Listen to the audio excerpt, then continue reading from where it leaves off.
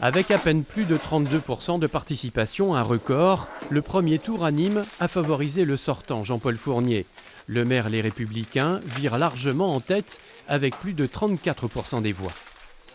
Les sondages ont été plutôt réalistes puisqu'effectivement depuis 4 sondages on me donnait à plus de 30%, donc je suis à plus de 34% aujourd'hui et je pense qu'effectivement c'est la vision qu'ont les Nîmois sur ma personne.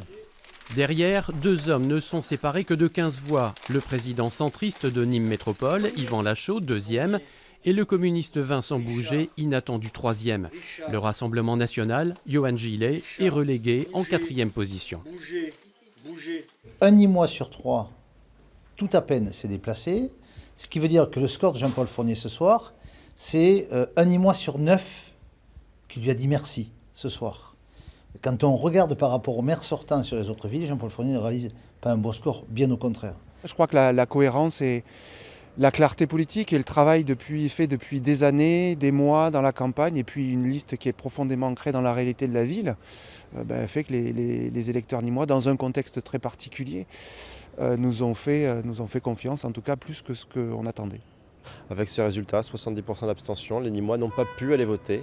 Donc je demande, comme l'a fait Marine Le Pen il y a quelques minutes, c'est bien le report de ces élections municipales, c'est ce qui est le plus sage. Le report des élections, d'autres candidats l'auraient souhaité. C'est le cas de l'écologiste Daniel Richard, seulement 5e, et du président de l'USAM, David Tebib.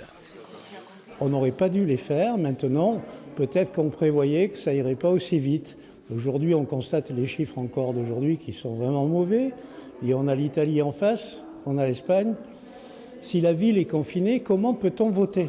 Je pense qu'il fallait clairement suspendre ces élections et les différer. C'était beaucoup plus sage et je pense que c'était indispensable. Quoi qu'il en soit, à Nîmes, ils sont 5 à pouvoir se maintenir au second tour, si second tour il y a. À voter.